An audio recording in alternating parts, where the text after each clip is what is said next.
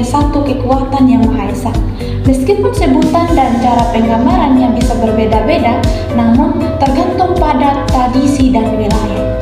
Secara umum, dalam kitab suci Weda, Tuhan disebut sebagai Brahman yang berarti sumber dari segala sesuatu.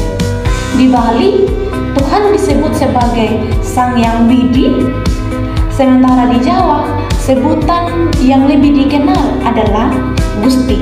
Namun pada dasarnya semua sebutan itu merujuk pada Tuhan yang sama, yaitu Brahman. Tuhan dalam agama Hindu memiliki sifat-sifat yang agung dan luar biasa. Dia tidak bisa terluka oleh senjata, tidak terbakar oleh api, tidak bisa basah oleh air, dan yang paling penting, Tuhan dalam agama Hindu tidak memiliki awal dan akhir. Ia abadi, tidak terikat oleh. Dalam agama Hindu dikenal dengan konsep Trimurti, yaitu perwujudan dari Tuhan Yang Esa, di mana Brahma sebagai pencipta, Wisnu sebagai pemelihara, dan Siwa sebagai pelipur sekaligus menciptakan kembali.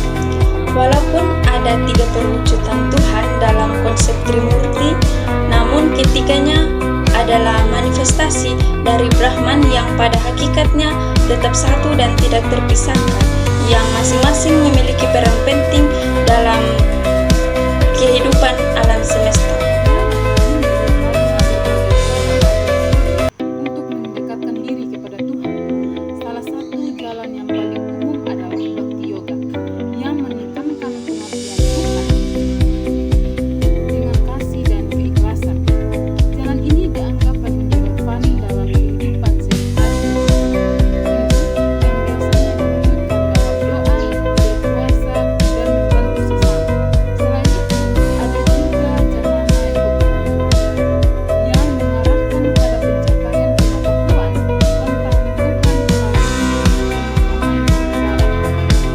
ada juga Karma Yoga yang mengajarkan untuk melakukan tindakan yang baik tanpa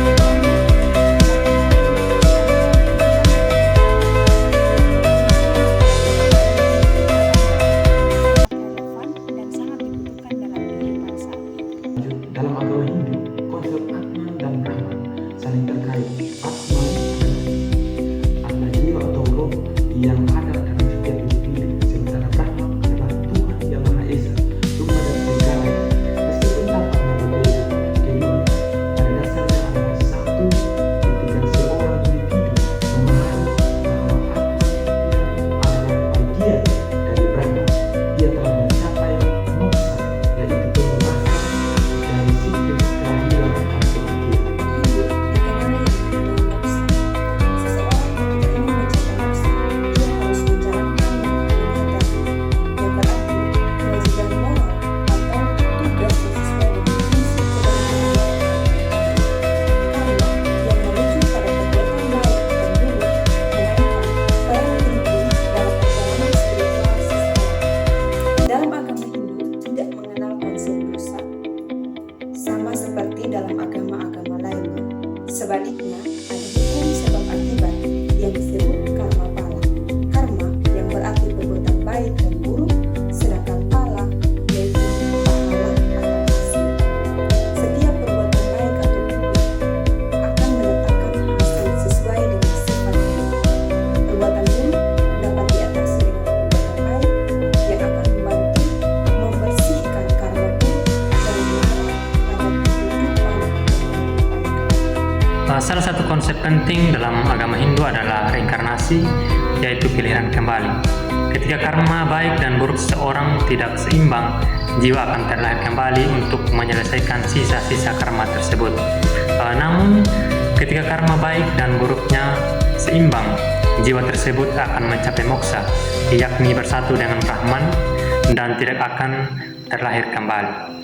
Tujuan akhir dalam kehidupan seorang Hindu adalah mencapai moksa, pembebasan dari siklus kelahiran kembali, dan bersatu dengan Tuhan. Ketika seseorang mencapai moksa, ia akan berada dalam kedamaian abadi. Dengan demikian, ajaran tentang Tuhan dalam agama Hindu mengajarkan bahwa meskipun Tuhan itu esa, Dia mewujudkan dalam berbagai manifestasi yang sesuai dengan peran dan fungsinya dalam menjaga keseimbangan alam semesta melalui berbagai jalur spiritual seperti Bhakti Yoga, Jnana Yoga, dan Karma Yoga. Umat Hindu diajarkan untuk hidup dalam keselarasan dengan hukum alam dan mencapai tujuan tertinggi, yaitu moksa bersatu dengan Tuhan